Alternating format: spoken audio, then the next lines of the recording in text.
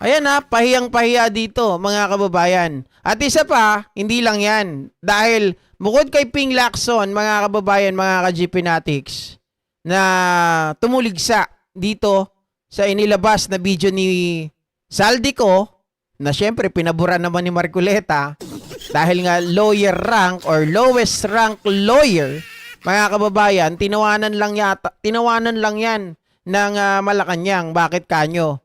Eto, mga kababayan, ang Malacanang mismo, si Mina Pangandaman ay nagsalita na rin hinggil sa bagay na ito.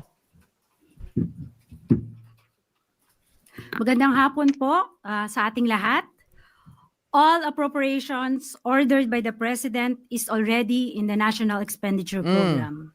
That is why it is called the President's Budget. So we reject any insinuations about it.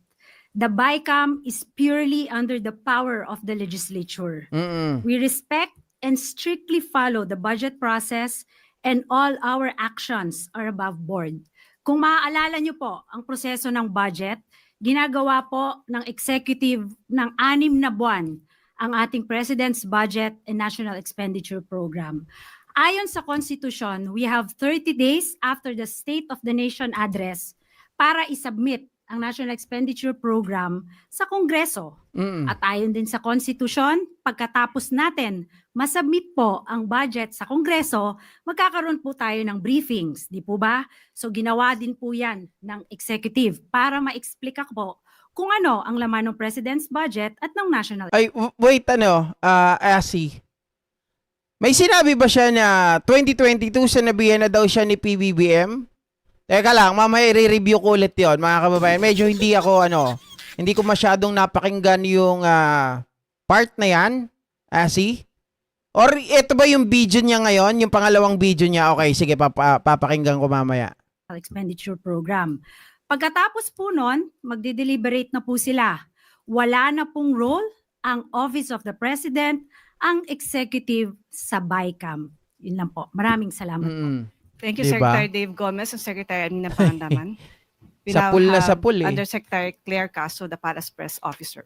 Okay, ito pakinggan natin si Attorney Claire. Magandang araw, Malacanang Press Corps.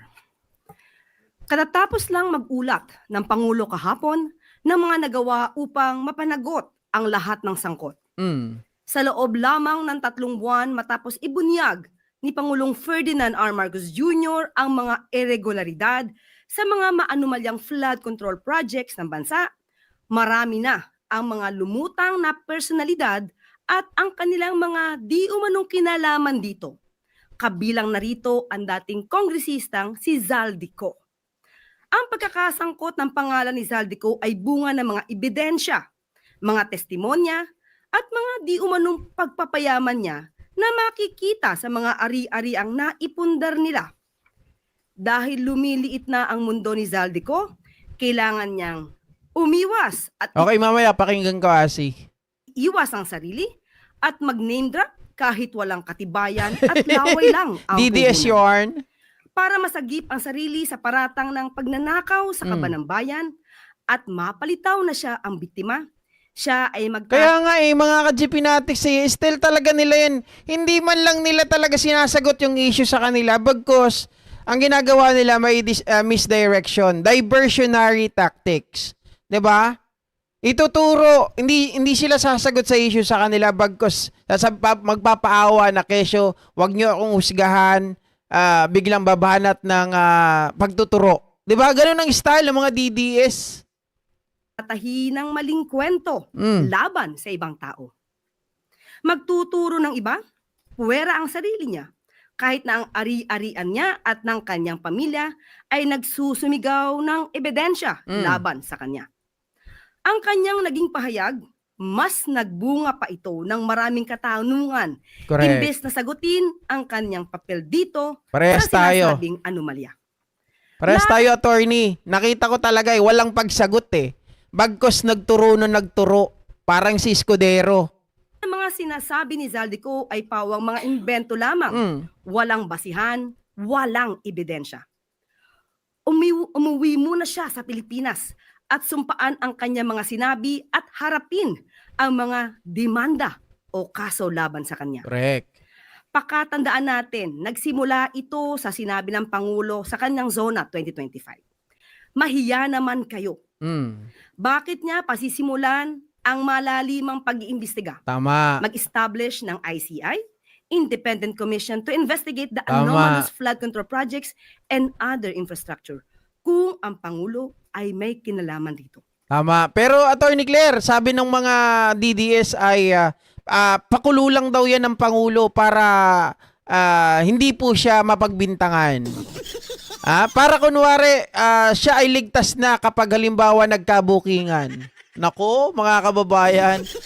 Ebidensya muna, mga DDS, bago kayo magngawa at bago kayo magpaka-pulpul ng gusto, ebidensya muna ang hanapin ninyo. Hindi yung nagsalita lang si Saldico, wala pang ebidensya, naniwala naman kayo kay Marcoleta. Aligasyon lang yan, pero hindi natin kailangan baliwalain. Anak ng baka.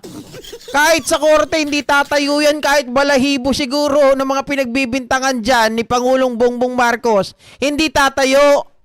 Diba? Dahil walang ipakitang ebidensya eh. Logic. Hindi ba dapat na iiwasan niya ang issue na ito kung siya mismo ang mapapasok? Correct. Ang investigasyon na sinimula ng Pangulo ay unti-unti nang nagbubunga. Malinaw na ang mga pangyayari. Ma'am Lucy Rivera. Papalapit na ng papalapit tayo sa katotohanan. Kaya't pinipilit ilihis upang makaiwas ang mga tunay na may sala sa katarungan. Ako mga kababayan hindi nagpahayag ang palasyo na ito ay AI. So sumasagot sila. Naniniwala ako kung pag ganito ang pagsagot ng palasyo, mga kababayan, malamang ay itong si Saldico ay nakausap na ng kampo nila Sara Duterte. At ang balita, mga kababayan, kapag si Sara ang naupo, na-install na siya, napababa si PBBM, absuelto si Saldico.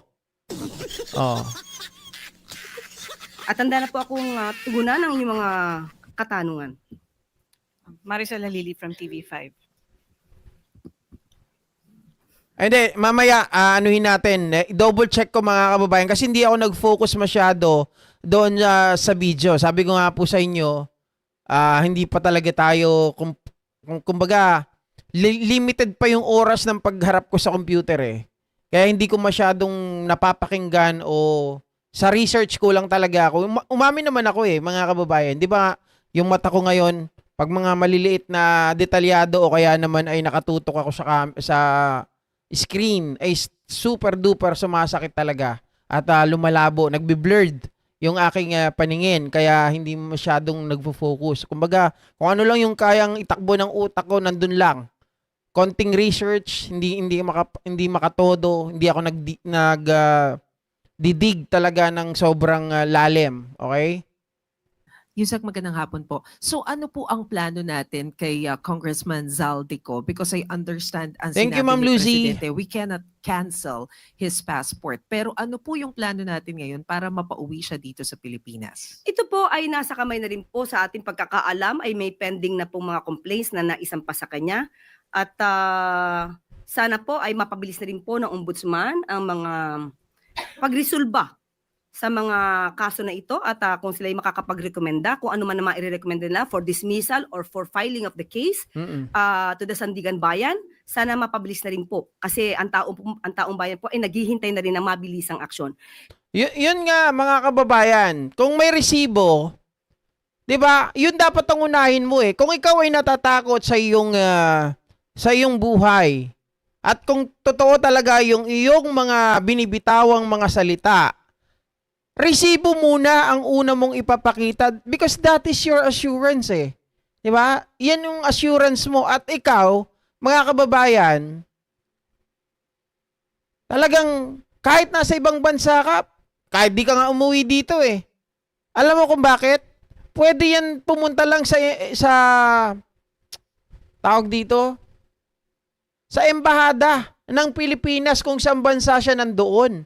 Mga kababayan, kasi yan, para na rin siyang nasa Pilipinas kasi yan ay extension natin.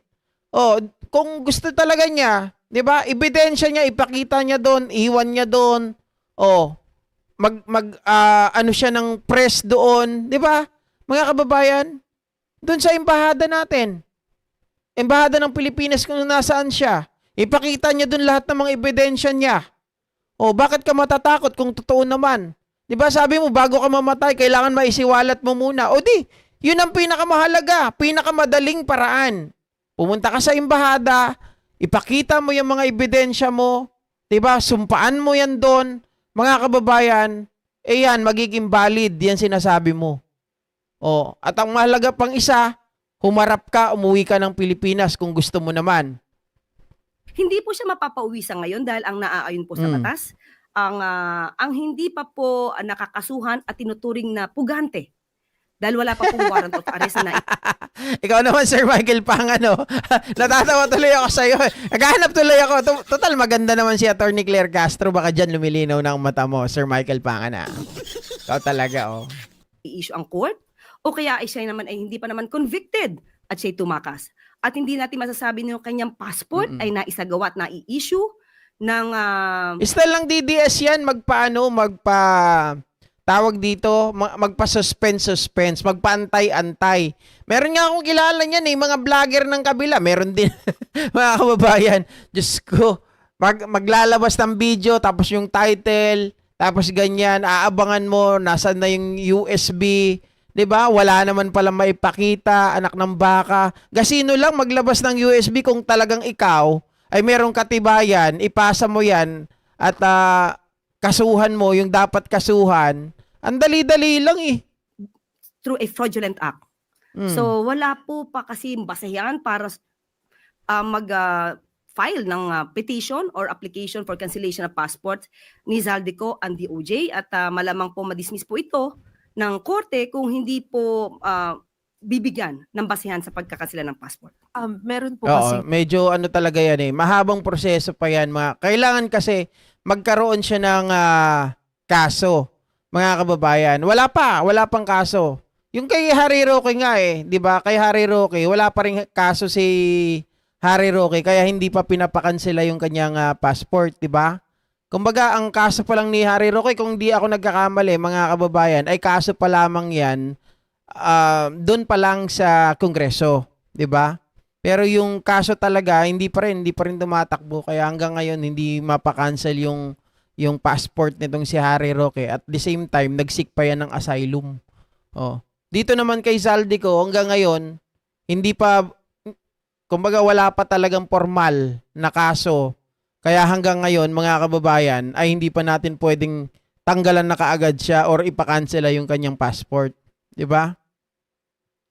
Tama, punta siya sa embahada doon, manumpat, ipakita ang ebidensya ng pagbabanta at pagsasabi ni PBBM na ipinadala sa kanya yung 100 billion. Di ba, Ma'am Rebecca Paule? Tama naman yan Ganun lang yung pinakamadaling paraan. Kung ayaw mong umuwi, may katibayan ka para hindi ka mapahamak.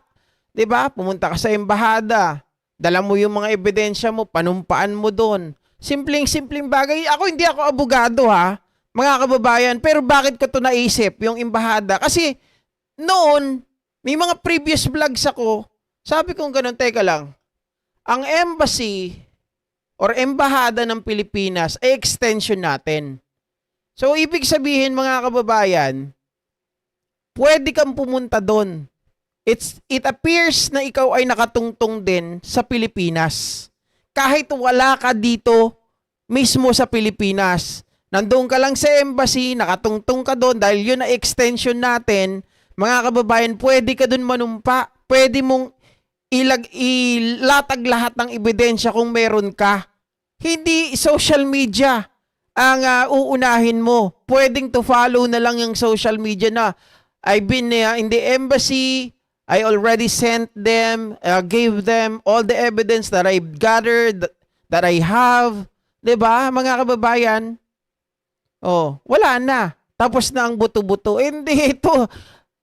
Walang maipakitang ebidensya. Nagbintang ng nagbintang. Nagturo na nagturo. Nagkwento na nagkwento. Kahit totoo pa yan, hindi yan pwedeng tumayo sa husgado, sa hukuman. 'Di ba? Sabi ni Ma'am Lucy Rivera, you might need to see a doctor, to go to see a doctor It seems like your A1C is kind of high because blurry vision is one of the sign. Sorry ha, hindi ko naiintindihan yung A1C. Ano ba yan, Mama Lucy?